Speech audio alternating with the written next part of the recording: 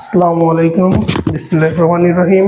আজকে আমাদের একটা নতুন টপিকস অর্থনীতি বিভাগ অনার্স দ্বিতীয় বর্ষের গাণিতিক অর্থনীতির ম্যাট্রিক্স অধ্যায়ের বিপরীত ম্যাট্রিক্সের নিয়মের সাহায্যে আমরা সমাধান করব, যা হচ্ছে জাতীয় আয়ের অঙ্ক।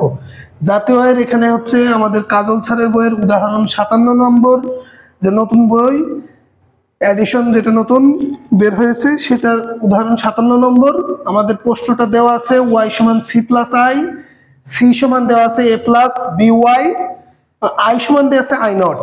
তাহলে আমাদের এখানে অভ্যন্তরীণ চলক হচ্ছে y এবং c, এবং বাহ্যিক চলক রয়েছে কি i নট। i এর মান দেওয়া আছে, i নট মানে কি স্থির মান, যেটাকে বলা হয় যে মানটা মডেল দ্বারা নির্ণয় করা যায় না, সেটা হচ্ছে কি বাহ্যিক চলক, যা আমাদের i নট দ্বারা নির্দেশ করা হয়েছে। তাহলে আমাদের কি যেটা অভ্যন্তরীণ চলক রয়েছে y আর c, এই দুইটা চলককে আমরা সমীকরণ আকারে তৈরি করে নিব, যা y সমান c প্লাস i নট। এই i এর মান এখানে i নট বসাই দিয়েছি, এবং আমাদের y সমীকরণটা y সবসময় প্রথমে রাখতে হবে, এটা তোমাদের আগেই বলেছি। y আর c হচ্ছে ডান পাশ থেকে বা ডান থেকে বামে নিয়ে এসে তাই চিহ্নের পরিবর্তন হয়ে গেছে, সমান i নট, এটা 1 নম্বর সমীকরণ দিয়েছি। তারপরে c সমান a প্লাস by, যে সমীকরণটা দেওয়া আছে আমরা আগেই বললাম যে y-টা সবসময় প্রথমে রাখতে হবে, তাই y এর সাথে যে চলক ছিল প্লাস মাইনাস by করেছি, এবং c ছিল প্লাস c সমান a, যা আমরা 2 নম্বর সমীকরণ হিসাবে চিহ্নিত করেছি। 1 নম্বর সমীকরণ এবং 2 নম্বর সমীকরণে আমরা ম্যাট্রিক্স আকারে সাজিয়েছি, যা y এবং c এর যে সহগ রয়েছে, যেটাকে আমরা বলি উপাদান সহগ ম্যাট্রিক্স। উপাদান সহগ ম্যাট্রিক্স করার জন্য আমাদের এখানে y এর যে 1 নম্বর সমীকরণ y এর যে সহগ আছে সেটা 1, c এর যে সহগ আছে সেটা হচ্ছে -1, যা আমরা এখানে সংরক্ষিত করেছি। এবং পরবর্তীতে y এর সমীকরণ হচ্ছে কি মাইনাস সহগ হচ্ছে -b, এবং c এর হচ্ছে +1, আর যে এটা থার্ড ব্র্যাকেট দিয়ে আমরা ক্লোজ করলাম। তারপর এখানে চলক ছিল দুইটা স্বাধীন চলক y এবং c, সেই চলকগুলোকে নিয়েছি, এবং সমীকরণের ডান পাশে যে মানটা ছিল i নট এবং 2 নম্বর সমীকরণে ছিল a, সেটাকে আমরা সমীকরণ সমান চিহ্ন দেওয়ার পরে এটাকে বসাই দিলাম। আর এখানে আমরা ধরি বিপরীত ম্যাট্রিক্স করার সময় আমাদের যে মূল উপাদান সহগ ম্যাট্রিক্স হয়েছে সেটাকে হচ্ছে a, আর যেগুলো চলক ছিল সেগুলোকে x ধরেছি, আর যেটা সমানের ডান পাশে পেয়েছি সেটাকে আমরা d দ্বারা নির্দেশ করেছি, যা চূড়ান্ত ভেক্টর হিসেবে নির্দেশ করছি। তাই আমাদের সমানের বাম পাশে ছিল কি a আর x এর মান, এটাকে গুণ আকারে রেখেছি, আর সমানের ডান পাশে d ছিল, তাই x টাকে রাখছি, এটা নিচে চলে আসে। আর অতএব নিচে যদি আসে কোনো কিছুর মান যদি নিচে থাকে সেটাকে উপরে নিয়ে গেলে আমাদের কি তার পাওয়ারটা মাইনাস হয়ে যায়, তাই আমাদের পাওয়ার ছিল 1, এর উপরে নিয়ে গেছি a ইনভার্স 1 হয়েছে। তাই আমরা কি এটা a ইনভার্স 1 মানে আমরা বিপরীত ম্যাট্রিক্স হিসেবে নির্ণয় করতে পারি। আমাদের a ইনভার্স 1 এর মান কিভাবে বের করতে হয় আমরা সেটা দেখব, এবং এখানে হচ্ছে কি d এর মান আমরা পেয়ে যাচ্ছি। তাহলে a ইনভার্স 1 এবং d এর মান যদি আমরা গুণ করি তাহলে আমরা কি চলকের মানগুলো পেয়ে যাব। তাহলে কিভাবে পাবো সেটা এবার আমরা আশা করি। তাহলে a ইনভার্স 1 নির্ণয়ের ক্ষেত্রে আমাদের প্রথম হচ্ছে কি যে উপাদান সহগ ম্যাট্রিক্সটা ছিল আমরা যেটাকে ধরেছি a, এর যে মান, এই এর মানটাকে আমরা কি নির্ণায়ক মান বের করব, এটা হচ্ছে প্রথম ধাপ। তাহলে নির্ণায়কের ক্ষেত্রে ম্যাট্রিক্সটি বর্গ হতে হয় এবং নির্ণায়কের মান অশূন্য হতে হয়। তাহলে আমাদের এখানে কি 2 × 2 এটা বর্গ ম্যাট্রিক্স, তাহলে প্রথম শর্ত পূরণ হচ্ছে।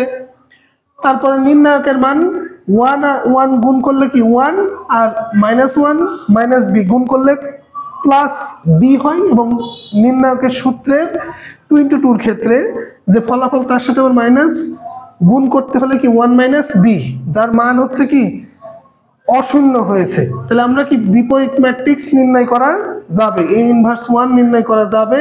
তাহলে আমরা কি কোফ্যাক্টর নির্ণয় করছি। কোফ্যাক্টর নির্ণয় করার প্রথম যে কাজ আমাদের যে 1 1 যেগুলো আছে সেগুলোর পরিবর্তন করতে হয়, মানে স্থানের বিনিময় করতে হয়। প্রধান কৌণিক উপাদান মনে করুন এই উপাদান আর এই উপাদান, এই দুইটার স্থান বিনিময় করতে হয়েছে, এবং এই উপাদান এবং এই উপাদান দুইটার স্থান বিনিময় করেছি। মনে করেছি ছিল এটা 1 - b -1। আর আমরা জানি যে হচ্ছে 2 × 2 এর ক্ষেত্রে সূত্র এই মানগুলো কি উপাদানকে গুণ করতে হয়, তাহলে 1 কে যদি প্লাস দিয়ে গুণ করি +1ই হবে, -b কে যদি মাইনাস দিয়ে গুণ করি +b হয়ে যাচ্ছে, তাই মাইনাসটা আমরা তুলে নিলাম। তারপরে -1 এর সাথে যদি পুনরায় এই মাইনাস গুণ করি তাহলে প্লাস হয়ে যাচ্ছে, তাহলে মাইনাস তুলে দিলাম, তাহলে আর 1 প্লাস কে গুণ করলে +1ই হয়। তাহলে আমরা এখান থেকে এই অংশ পর্যন্ত ক্লিয়ার। তারপরে অ্যাডজয়েন্ট অফ ম্যাট্রিক্স হচ্ছে কোফ্যাক্টর ম্যাট্রিক্সের সারিকে কলামে এবং সারিকে কলামে, মানে প্রথম সারিকে প্রথম কলাম, দ্বিতীয় সারিকে দ্বিতীয় কলামে নিয়ে রূপান্তর করে, সেটা হচ্ছে অ্যাডজয়েন্ট অফ এ, মানে অ্যাডজয়েন্ট ম্যাট্রিক্স। আর আমরা জানি বিপরীত ম্যাট্রিক্সের সূত্র A ইনভার্স 1 এর সূত্র হচ্ছে 1 নির্ণায়কের মান ইনটু অ্যাডজয়েন্ট অফ এ। তাহলে আমরা নির্ণায়কের মান পেয়েছিলাম কত, 1 - b, 1 - b নিচে বসাইছি আর অ্যাডজয়েন্টের মানটা বসাই দিয়েছি। তাহলে আমরা এখান থেকে দেখো এই যে সূত্র এখানে করেছিলাম x A ইনভার্স 1d, তাহলে A ইনভার্স 1d এর মানটা এখানে বসাইছি, এখানে d এর মানটা যা ছিল সেটা রূপান্তর করে দিয়েছি। তাহলে এখানে A ইনভার্স 1 মানে 1 - b আর এই 1 1 গুণ করেছি তার প্রধান কৌণিক উপাদানের অনুযায়ী, সারিকে কলাম দিয়ে গুণ, এই সারিকে কলাম দিয়ে গুণ, এবং তাদের প্রত্যেকটি উপাদানের অনুযায়ী অবস্থান অনুযায়ী 1 কে i0 দ্বারা গুণ করে i0, 1 কে a দ্বারা গুণ করলে a, আর তাদের সমষ্টি করতে হয়। দ্বিতীয় সারিকে b i0 গুণ করলে b i0, 1 কে a দ্বারা গুণ করলে a, আর সমষ্টি করছি, সমষ্টি করতে হয়, এটা সূত্রের নিয়ম, তাই প্লাস চিহ্ন। তাহলে আমাদের এই 1 - b এটা একটা মান, নিচে একটা মান, তাহলে এই মানগুলোকে যদি ভাগ করে দিই স্কেলার গুণন করে, তাহলে এই মানটা বসে যায়। আর আমরা যদি সমাধান লিখি, উত্তর i0 plus a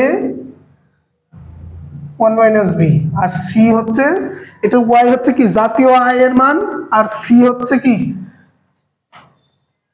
b i0 plus a 1 - b।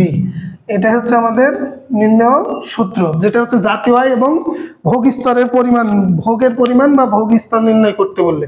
তাহলে এই প্রথম সোজাসুজি যে মান, দ্বিতীয় সোজাসুজি যে মান, সেটা হচ্ছে কি উত্তর।